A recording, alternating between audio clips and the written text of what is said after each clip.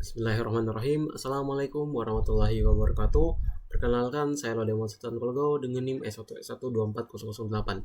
Saya adalah mahasiswa informatika dari Universitas Halu Oleo. Nah, pada kesempatan kali ini saya akan membahas sebuah program sederhana menggunakan bahasa pemrograman Python. Nah, program yang akan saya buat adalah sebuah program voting makanan favorit dengan menggunakan konsep dasar pemrograman seperti input, perulangan for, dan juga percabangan if else. Nah, pada video kali ini saya juga akan menjelaskan mulai dari pengertian umum dari OOP itu sendiri, penjelasan studi kasus, fungsi dan tujuan program, proses pembuatan coding, hingga penjelasan setiap bagian coding secara lengkap. Nah, jadi pastikan teman-teman sekalian menonton video ini sampai selesai agar lebih memahami logika dasar dalam pemrograman Python. Nah, sebelum masuk ke program, pertama saya akan jelaskan terlebih dahulu tentang pengertian umum dari OOP atau Object Oriented Programming. Nah, Object Oriented Programming ini adalah sebuah metode atau paradigma program yang berorientasi pada objek. Nah, dalam OOP program dibuat dengan konsep objek yang memiliki data dan fungsi di dalamnya. Nah, tujuan utama dari OOP adalah agar program menjadi lebih terstruktur, mudah dikembangkan, mudah diperbaiki, dan juga dapat digunakan kembali. Nah, di dalam OOP terdapat beberapa konsep penting, yaitu kelas, objek, atribut, dan juga metode. Nah, kelas adalah blueprint atau rancangan dari sebuah objek. Misalnya kita ingin membuat data tentang mobil, maka kelas bisa dianggap sebagai desain atau cetakan mobil tersebut.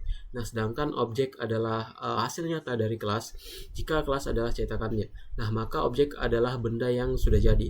Nah, contohnya mobil Toyota, Honda, atau Suzuki merupakan objek dari kelas mobil. Nah, kemudian ada atribut. Nah, atribut ini adalah data atau ciri-ciri yang dimiliki oleh sebuah objek. Nah, misalnya mobil memiliki warna merah, memiliki warna, merek, dan juga kecepatan. Nah, lalu ada metode. Nah, metode adalah fungsi atau tindakan yang bisa dilakukan oleh objek tersebut. Nah, contohnya mobil bisa berjalan, berhenti, atau menyalakan mesin.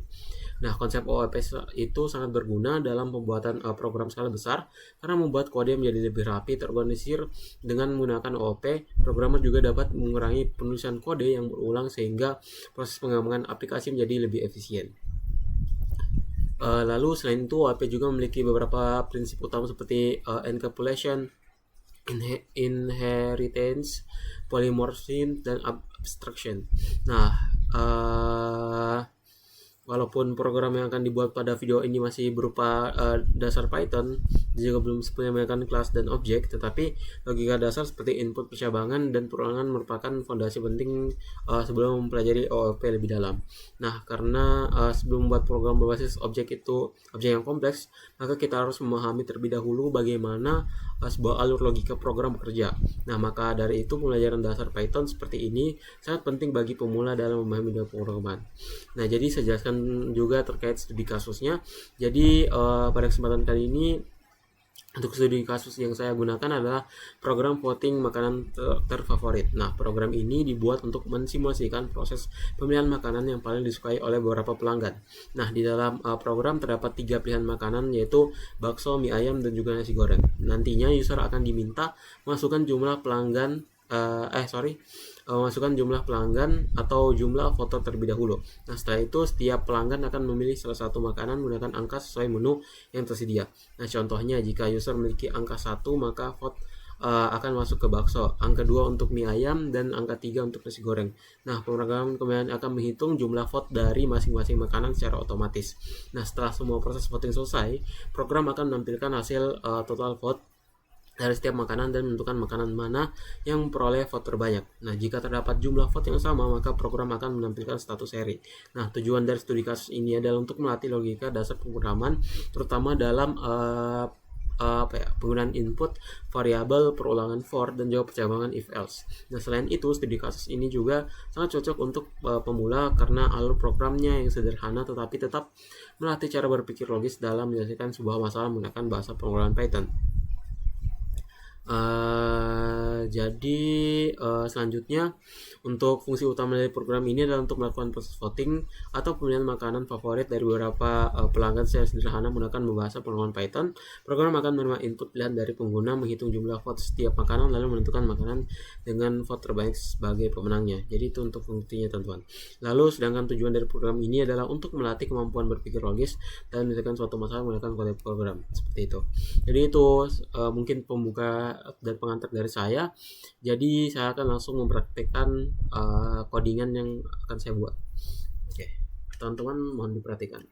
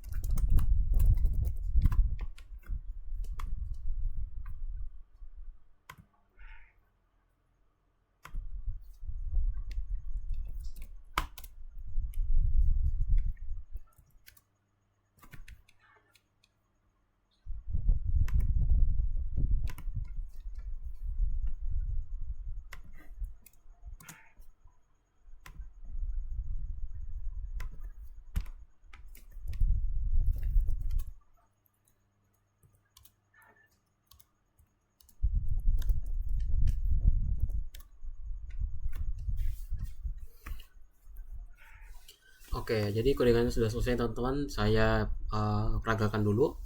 Nah, jadi kalau kita run, maka tampilan yang muncul adalah pilihan makanan favorit. Pertama, ada 3 menu, yaitu bakso, mie, ayam, dan nasi goreng. Nah, jumlah pertama kita masukkan dulu jumlah pelanggan. Nah, di sini maksudnya teman-teman berarti kalau misalnya kita misalnya di sini kita bisa input misalnya ada 10 pelanggan atau 5 orang pelanggan. Seperti itu, terbaik 5 orang saya kita tes. Nah, jadi untuk masukkan jumlah pelanggannya itu ada 5. Nah, di sini pelanggan pertama dia akan memilih, misalnya dia pilih mie ayam. Pelanggan keduanya juga pilih mie ayam. Nah, lalu untuk pelanggan ketiganya dia memilih bakso. Lalu pelanggan keempatnya dia memilih ayam, dan pelanggan kelimanya memilih nasi goreng. Nah, maka untuk yang menang itu adalah mie ayamnya teman-teman. Seperti itu. Nah, kemudian bagaimana kalau kondisinya seri? Kita jalankan orang. Nah, jadi di sini misalnya ada 3 orang. Yang pertama pilih 1, yang kedua pilih 2, yang ketiga pilih 3. Maka hasil voting seri tentu seperti itu. Nah, jadi saya jelaskan dulu terkait mungkin saya beberapa codingannya teman-teman. Nah, jadi pertama itu pada bagian awal program di sini teman-teman, kita menggunakan beberapa fungsi print untuk menampilkan judul dan daftar menu makanan kepada pengguna teman-teman. Itu ada bakso, mie ayam, dan juga nasi goreng. Nah, bagian ini berfungsi sebagai tampilan menu agar user mengetahui pilihan makanan yang tersedia serta nomor pilihannya. Nah, selanjutnya terdapat variabel untuk menyimpan jumlah vote dari masing-masing makanan, yaitu ini teman-teman. Ini adalah variabel untuk menyimpan vote. Nah, variabel ini memiliki nilai awal 0 karena pada awal program belum ada vote yang masuk. Nah, nantinya nilai variabel akan bertambah setiap kali ada pelanggan memilih makanan tertentu. Nah, kemudian program meminta untuk memasukkan jumlah pelanggan atau jumlah voter. Nah, yaitu di sini teman-teman. Ini. Nah, lalu fungsi input ini digunakan untuk menerima data dari pengguna, sedangkan itu digunakan untuk mengubah input jadi tipe data integer atau angka karena jumlah pelanggan harus berupa angka. Nah, setelah itu terdapat fungsi for. Itu for i in range. Nah, perulangan ini yaitu ini tonton bisa lihat sendiri. Dan ini digunakan untuk mengulang proses voting sesuai jumlah pelanggan yang dimasukkan sebelumnya. Nah, misalnya jika jumlah pelanggan itu 5, maka proses voting akan berjalan sebanyak 5 kali. Lalu program akan menampilkan pelanggan yang sedang melakukan voting, yaitu print pelanggan